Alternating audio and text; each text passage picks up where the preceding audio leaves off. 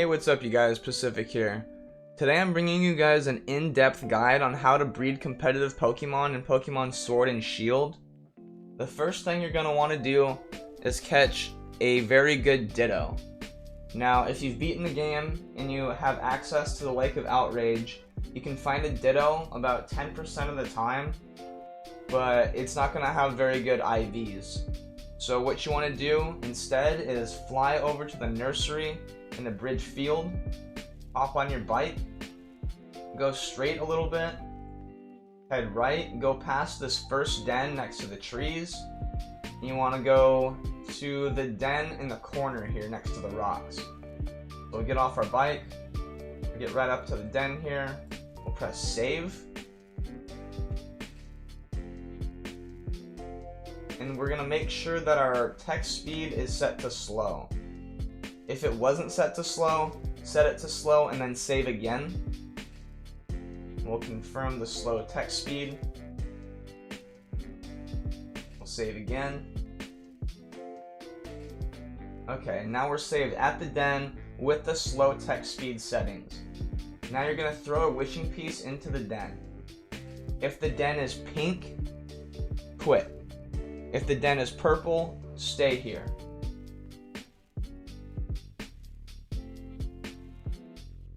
As you can see, the den was pink, we're gonna quit.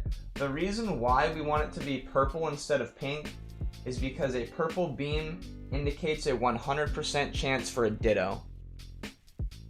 Yes, finally! Alright, chat. After like 10 tries, we finally got one. So we saved our progress, we get the purple beam, we check the purple beam, we see it's a 4-star Ditto. Now 4-star is better than 3-star, but I am actually going to re-roll for a 5-star Ditto. So what we want to do, make sure you're disconnected from the internet when you do this, because you don't want to trick people into joining an empty Ditto raid. It's kind of rude. So we invite others. We back out as soon as we see the 3 Pokeballs appear. We go down to system, date and time, change the date by 1 day exactly, back out, go back to the game. I would stop looking for participants, and then the purple beam will still be here. You'll select the beam again, you'll get 2k watts, it's a 3-star, we're going to invite others again. This is also a good way to farm watts if you want. I know some of you will spend a lot of watts doing this, so it's a good way to get those watts back. And this is also a good way to shiny hunt a Ditto. You can re-roll over and over and over again and save, go into the raid and exit out. Since you saved before the raid began, that Ditto is still there. So if you encounter a shiny Ditto in the process, you'll be able to quit, invite your friends, and then everybody will be able to get that shiny Ditto. And even if you get blown out of the raid, like let's say you lose, if you're playing with AI and they're just trash, it saves that Ditto. So no matter what, before you go into the raid, save, and then if you lose, if you notice it's a shiny, whatever, you have nothing to lose after that. So we have a 5-star, we're going to make sure to save right here, and then we're going to battle this Ditto, chat. Ditto can transform to any Pokemon, so it's best that you just bring your most powerful Pokemon with you. In this case, I'm going to use something that's beefy and hits pretty hard. I honestly like Bronzong here, so I'm going to use him.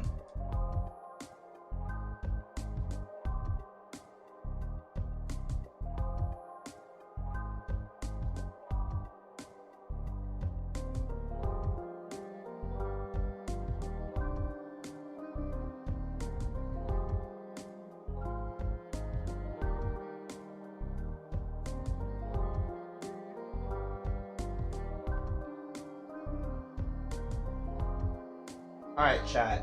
Now that we've defeated a Ditto, which transformed into Delmies here, we're going to catch this bad boy. I recommend using your best ball that you can. Ultra Ball is probably the safest bet here. Just because you don't want your Ditto that you work so hard for to run away. There is a chance it'll happen. But if you're fast enough and you exit out before the game has a chance to recognize that you actually lost the Pokemon, your save game should still be active from earlier. So just keep that in mind. Alright, so we get 3 large candies, 3 extra large candies, 3 Dynamax candies, a rare candy, a citrus berry, a Quailot berry, a tiny mushroom, and a big mushroom in this raid. Alright, Beam is gone. Now what we want to do is collect the items that we need. So you're going to need an Everstone, which can be found via the digging duo right next to the nursery. Super convenient. Awesome. Let's go. The next one, you're going to want to travel to Hammerlock. We're going to want to go to the Center Poke Center. And we're going to speak with a Watt trader there. Or excuse me, a Battle Points trader.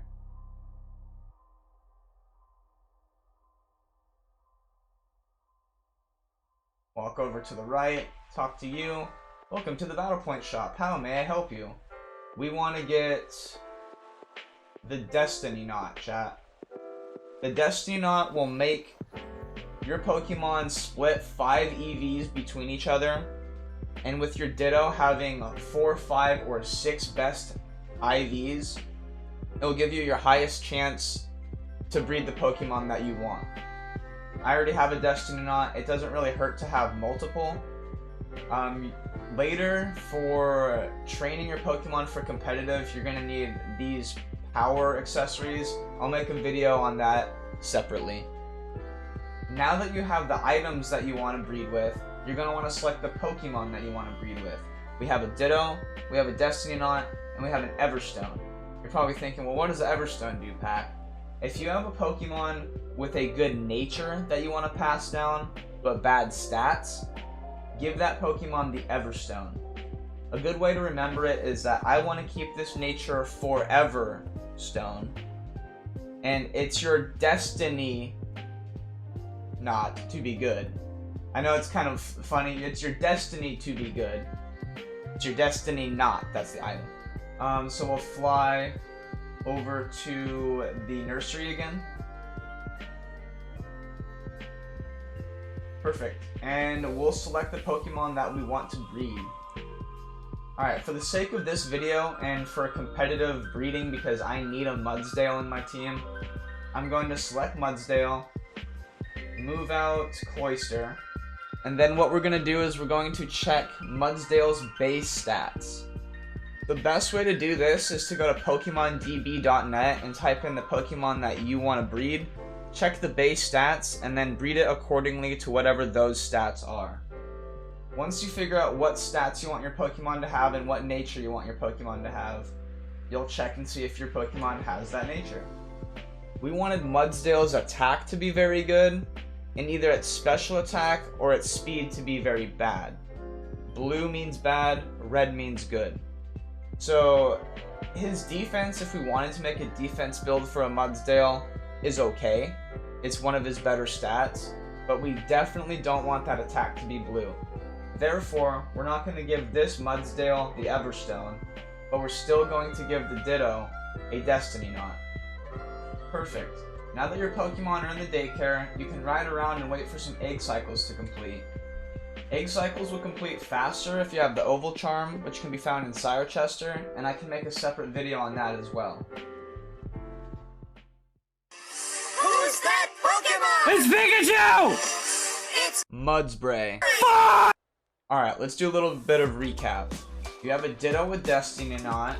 You have a Pokemon of your choice with a possible Everstone. You have an optional Oval Charm. You need 5 open spots in your Pokemon party. And you also need a Pokemon with Flame Body. Personally, I choose Chandelure. I think it's pretty cool. Alright, now that you guys have hatched all your Pokemon from the eggs, you want to select the best one out of the bunch and replace it with the one that you put in the daycare to begin with. In our situation, I'm going to select this Mudbray because it has red attack and blue speed, which is exactly what we want. All the other Pokemon we don't want go back into the box. And since our last Mudbray didn't have an Everstone, we're gonna give this one an Everstone. And since our last Mud Spray didn't have a Everstone, we're gonna give this one an Everstone so we can pass down that nature. We'll take our Mudsdale back, we leave Ditto in there, and we will leave our Mud Spray. Alright, now you just want to repeat that process until the Pokemon that you're breeding for has the best IVs possible and the best nature possible. Hey guys, Pacific here. Sorry for no webcam during the duration of the video. I just woke up and felt like a sloth. If you liked this video and thought it was helpful, make sure to like and subscribe. Ring that bell to get notified every time we go live.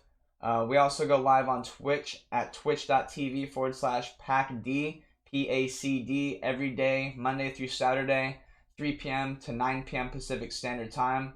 And we also have Twitter at twitter.com/PACDTV. So make sure to follow us for some food pics and stream clips. And I'll see you guys in the next video. Peace.